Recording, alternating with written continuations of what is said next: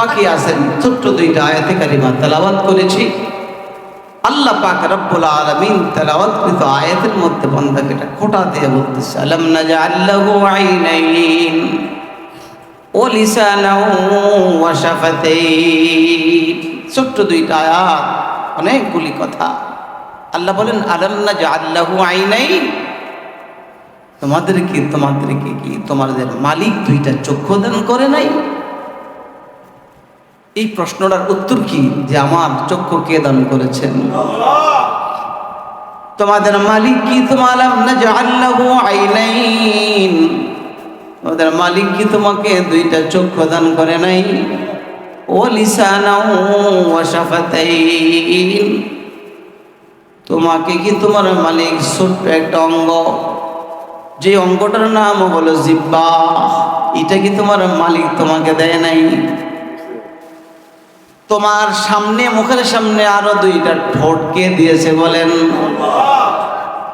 ওয়ালিসানান ওয়া শাফাতাইন, দুইটা ঠোঁট।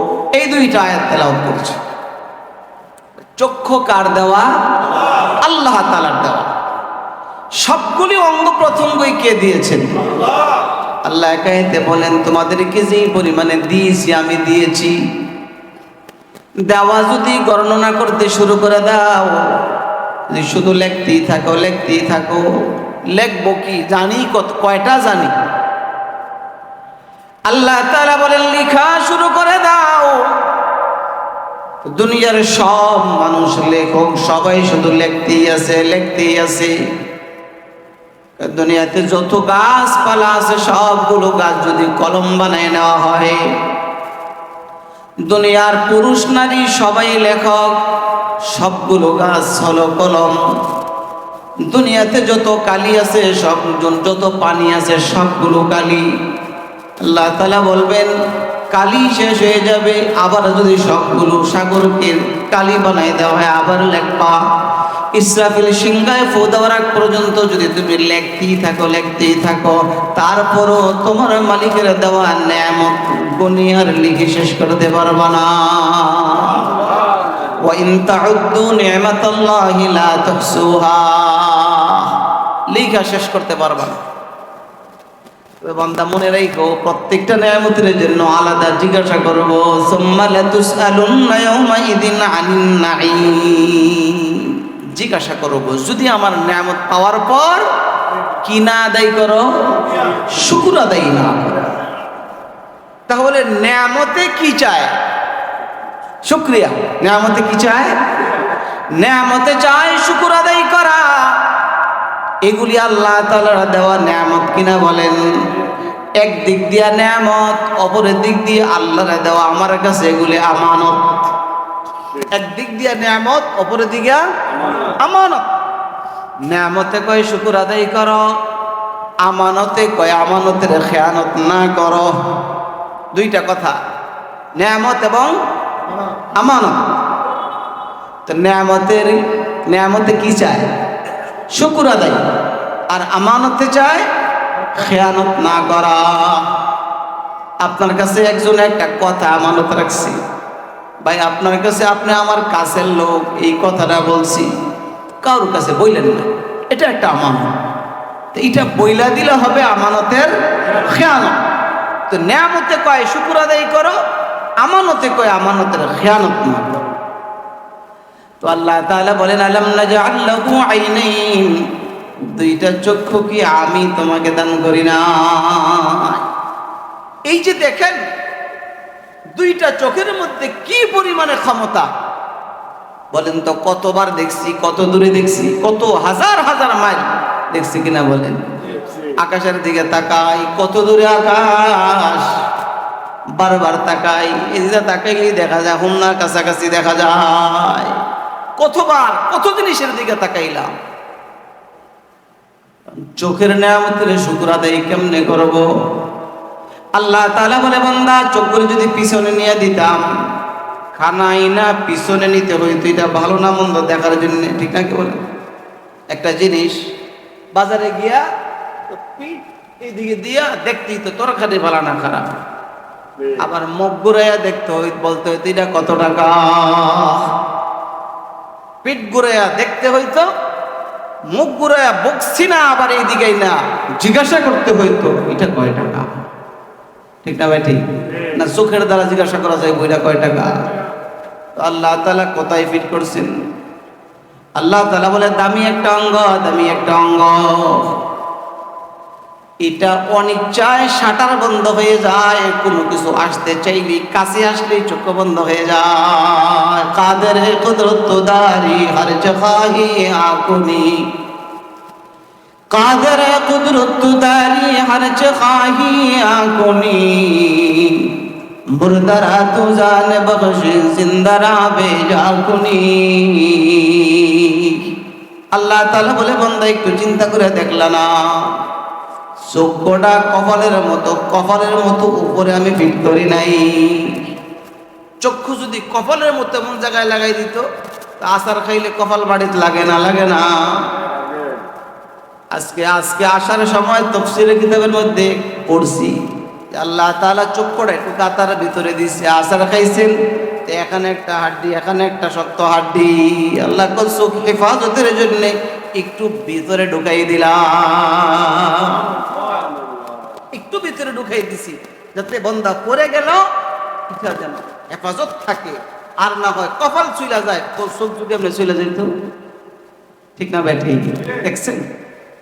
ইন্নাল্লাহ আলা কুল্লি শাইইন কাদির, ভিতরে ঢুকাই দিছে। শরীর থেকে যখন ঘাম বের হয় তো মানুষ বলে মাথার ঘাম পায়ে ফেলে মেহনত করি। ঘাম দেখবেন অনেক সময় কাজ এমন ভাবে করতেছে যে তার ঘাম মোছার মতো হাত প্রস্তুত না, হাতের মধ্যে ময়লা, বালির কাজ করতেছে, চাষের কাজ করতেছে, তো হাতে ঘাম মোছার মতন অবস্থান নাই, গাল বাইয়া দেখা গেছে যে জিহ্বাত লাইগা গেছে। মিষ্টি না টক? টক। টক কেন? মানুষের শরীর থেকে কি বের হয়? লবণ বের হয়। কি বের হয়? লবণ বের হয়। এখন একটু লবণের ছিটা চোখের মধ্যে দিয়ে দিয়েছেন, ঠিক পারবেননি? লবণের ছিটা চোখের মধ্যে কেউ দিলে সে আর চোখ দিয়ে তাকাইয়া থাকতে পারবে না।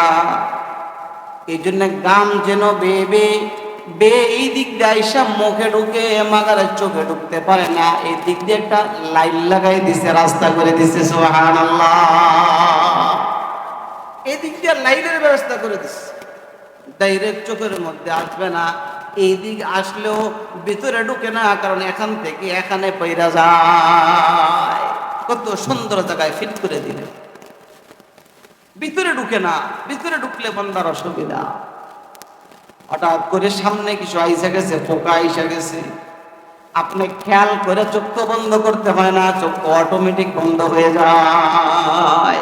ঠিক না? কে বলেন? আল্লাহ তাআলা বলেন আলাম নাজআল লাহু আইনাইন, বান্দার চক্ষু কি আমি তোমাকে দিয়েছিলাম না?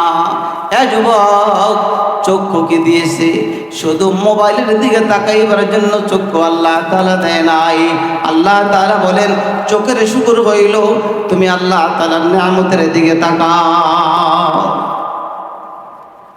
চোখের দ্বারা তুমি মসজিদের দিকে তাকাও, চোখের দ্বারা কোরআনের দিকে তাকাও। কোরআন এমন একটা জিনিস যে তাকায় থাকলেও সব লেখা হয়। এমন হাত, এমন চক্ষু দুনিয়াতে বহু আছে, যে চক্ষুটা কোরআন শরীফ খুইলা দেখা নাই, আছে না নাই? বহু চক্ষু আছে। অথচ আল্লাহ পাক রব্বুল আলামিন বলেন তোমার চোখে কিন্তু আমার সামনে কথা বলবে। আল্লাহর সাথে চোখ কি বলবে? আল্লাহর সাথে চোখ কথা বলবে, কান সাক্ষী দিবে, চোখে সাক্ষী দিবে। কোরআন শরীফ যদিও জিহ্বা ব্যবহার করে পড়া জানি না, যদি কোরআন শরীফটা খুইলা চাইয়ে থাকতাম, ইয়াউমা তাশহাদু আলাইহিম আলসিনাতুহুম ওয়া আইদিহিম ওয়া আরজুলুহুম বিমা কানু ইয়ামালুন। আল্লাহ তাআলা বলেন তোমার চামড়া পর্যন্ত আমি আল্লাহর আদালতে আমার সাথে কথা বলবে। চোখ দিয়ে যদি শুধু কোরআন পড়তে জানি না, মসজিদের মধ্যে আগে যায় শুধু কোরআন শরীফটা খুইলা চাইয়া থাকতাম, আল্লাহ বলেন তোমার হাতের সঙ্গে আমার কথা হবে, কথা হবে। আল-ইয়াওমা নাখতিমু আলা আফওয়াহিহিম ওয়া তুকাল্লিমুনা আইদিহিম ওয়া তাশহাদু আরজুলুহুম বিমা কানু ইয়াকসিবুন। গুনাহগারকে ময়দানে হাসরে বলবে গুনাহ করছিলা কেন? কবে একটা গুনাহ করি নাই। আল্লাহ বলেন তখন তোমার জবানটা বন্ধ করে দিব, কথা বলতে পারবা না। তোমার হাতের সাথে কথা বলবো, তুকাল্লিমুনা আইদিহিম, আল্লাহ বলেন তাদের হাতের সঙ্গে কথা বলবো। এখন হাতের মধ্যে যদি কোরআন শরীফ থাকে, কোরআন শরীফ থাকে, যতক্ষণ কোরআন শরীফ থাকে ততক্ষণ কোরআনে বলবে আল্লাহ। জিহ্বায় যদিও সাক্ষী না দিতে পারে, হাতে বলবে আমার দ্বারা তোমার বান্দা কোরআন শরীফ ধরেছিল। দললে লাভ আছে না নাই? চোখে বলবে আল্লাহ, জবানে যদিও পড়তে জানে নাই, আমি চোখের দ্বারা বান্দা কোরআনের দিকে চাইছিল, তাকাইছিল। রে মালিক, আমি সাক্ষী হয়ে গেলাম, যেই চোখের দ্বারা তোমার কোরআনের দিকে তাকাইছি, এই চোখগুলি তুমি জাহান্নামের আগুনের মধ্যে ছেড়ে দিও না। আল্লাহ তাআলা বলে বান্দা, আলাম নাজআল লাহু আইনাইন, আমি কি তোমাকে দুইটা চক্ষু দান করেছিলাম না? কোন দিকে তাকাইলা? ওয়ালিসানার, ছোট্ট একটা অঙ্গ, ছোট্ট একটা অঙ্গ, যার নাম জিহ্বা। যার নাম কি বলেন? জিহ্বা। বড় দামি একটা অঙ্গ। এই জন্য দামি হওয়ার কারণে আল্লাহ তাআলা এতরে ভিতরে রেখে দিয়েছেন। দামি যেই জিনিস যত দামি হবে তত জায়গার স্থান হবে ভিতরে, ঠিক না কি বলেন? ব্যাংকে যান, চেয়ার টেবিল অফিস আদালতের মধ্যে যা আসবাব আছে সবগুলো বাহিরে দেখবেন। সুন্দর একটা রুমের ভিতরে একটা যেটা দেখা যায় না, সুন্দর বড় সিন্দুক আছে, এটার ভিতরে কেউ যাইতে দেয় না। দেয়? এটার ভিতরে কি আছে? টাকা আছে। এটা বাহিরে রাখে না, কই এটা ভিতরে। ভিতরে কেন? কই টাকাগুলো বড় দামি। জিহ্বা বড় দামি একটা অঙ্গ, বড় দামি একটা অঙ্গ। এই অঙ্গ আল্লাহকে আল্লাহ বলা হয়, বড় দামি এক অঙ্গ। নবী আলাইহিস সালাতু ওয়াস সালাম বলেন, এই জিহ্বাটা বান্দা পড়ে লা ইলাহা ইল্লাল্লাহ, লা ইলাহা ইল্লাল্লাহ। ছোট্ট একটা অঙ্গ। হযরতে দাহিয়াতুল কলবি রাদিয়াল্লাহু তাআলা আনহু নবীজির কাছে যখন আয়াত নাযিল হইল, ওয়াইজাল মাউউদাতু সুইলাত বিআইয়ি যামবিন কুতিলাত, যারা দুনিয়াতে মানুষ হত্যা করছে আল্লাহ তাআলা তাদেরকে জিজ্ঞাসা করবে। এই আয়াত শোনার পরে উনি অস্থির হয়ে গেছে। পয়গম্বর বলে, দাহিয়া কেন কাঁদো? ইয়া রাসূলুল্লাহ, এমন অপরাধ আমি করে ফেলেছি, আমার ক্ষমা নাই। রে দাহিয়া, কি অন্যায়? কয় বড় অন্যায়। কি করছো? কয় না, শুধু বড়ই কয়। আল্লাহর পয়গম্বর বলে, খুলে বলো, খুলে বলো। ইয়া রাসূলুল্লাহ, আমি দাহিয়ার দুইটা হাতের দ্বারা আমার বংশের 70টা কন্যা সন্তানকে আমি দাফন করেছি জিন্দা। নাউজুবিল্লাহ। কত বড় পাষাণ আমার হৃদয়, কত বড় নিষ্ঠুর আমি, যে 70টা বাচ্চা জিন্দা আমি দাফন করছি। ও পয়গম্বর, আমি কি জবাব দিব? নবী আলাইহিস সালাতু ওয়াস সালাম বলে, দাহিয়া, এই 70টা বাচ্চা জিন্দা দাফন করার পর তুমি পড়ো লা ইলাহা ইল্লাল্লাহ, লা ইলাহা ইল্লাল্লাহ মুহাম্মাদুর রাসূলুল্লাহ। এরে দাহিয়া, এই জিহ্বাটা এত বড় দামি, এত বড় দামি। 70টা বাচ্চা জিন্দা দাফন করার পরও লা ইলাহা ইল্লাল্লাহ জিহ্বা নারা দিয়া পড়ছো, আল্লাহ তাআলা সাথে সাথে জিন্দেগির পিছনের সবগুলো গুনাহ মাফ করে দিয়েছে। তাহলে কোন অঙ্গের দ্বারাতে পড়লাম? লিসান। আল্লাহ বলেন, একটা জিহ্বা তোমাকে আমি দিয়েছি, বড় দামি একটা অঙ্গ। ওয়ালিসানাত ওয়াশাফাতাইন, এই যে একটা অঙ্গের দ্বারাতে কত দামি হয়ে যায় মানুষ, কত দামি হয়ে যায়। একটা মানুষ অন্যায়ের পরে আরো অন্যায় করছে, বিচারের মধ্যে যাওয়ার পর, আদালতের মধ্যে যাওয়ার পর এলাকার সব মানুষ তার উপর রাগ হয়ে পড়ছে বিচার করার জন্য।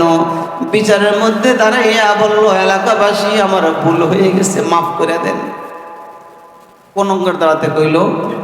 জিহ্বা অঙ্গের দাঁড়াতে কইল, আমার ভুল হয়ে গেছে, আমাকে মাফ করে দেন।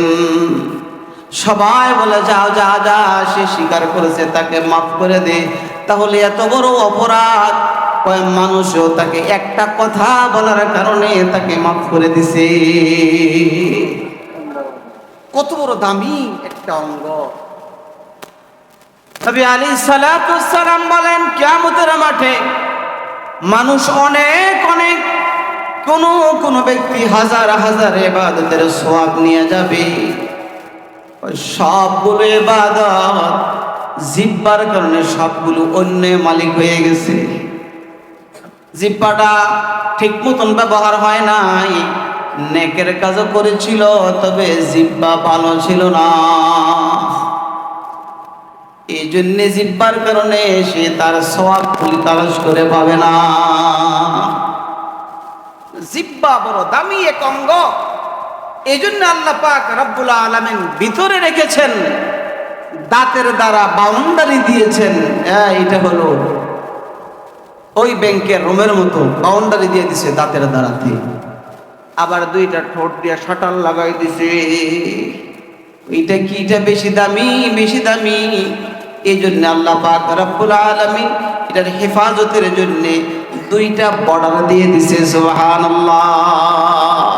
আলম নাজআল লাহু আইনাইন ওয়া লিসানান ওয়া শাফাতাইন। এরে বান্দা, দুইটা চক্ষু আমি আল্লাহ তাআলা এমন জায়গায় ফিট করেছি যেখানে ফিট করার দরকার ছিল। পিঠের মধ্যে ফিট করলে কয় দরকারি দেখতে হইতো পিঠের দিকে তাকায় পিঠ দিয়া, আবার কথা বলার সময় এই চেহারা দিয়ে জিজ্ঞাসা করতে হতো এটার দাম কত।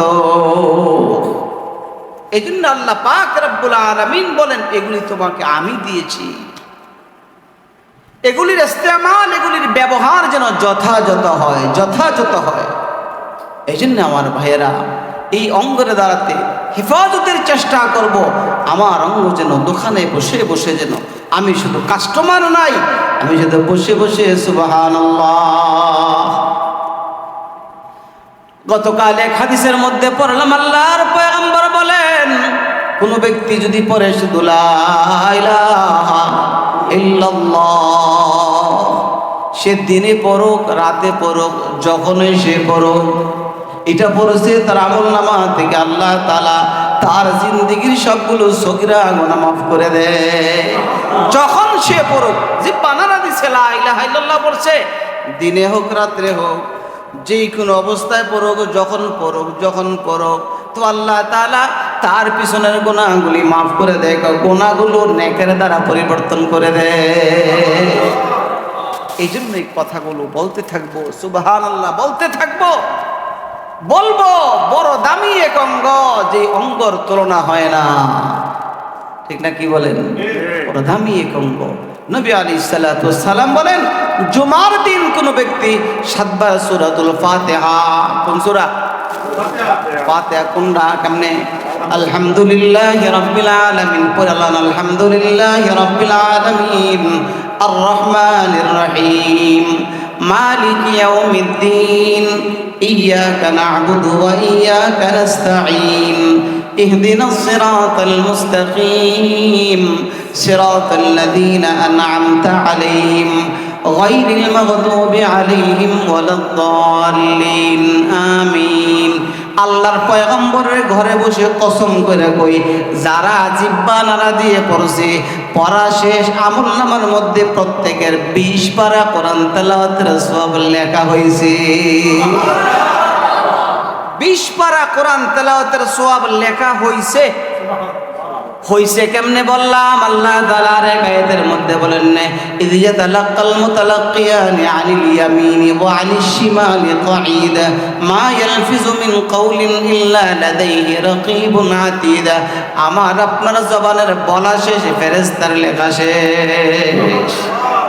এই জন্য কিয়ামতের মাঠে যারা কোরআন দেখে দেখে পড়তে পারে নাই, পারে নাই এমনি পড়ছে, তারাও ময়দানে হাসরে কোরআন পড়নেওয়ালার সঙ্গে যেয়ে দাঁড়াই যাবে। কোরআন দেখে দেখে পড়তে পারছে না, কিন্তু বন্দাতে এমনি পড়ছে।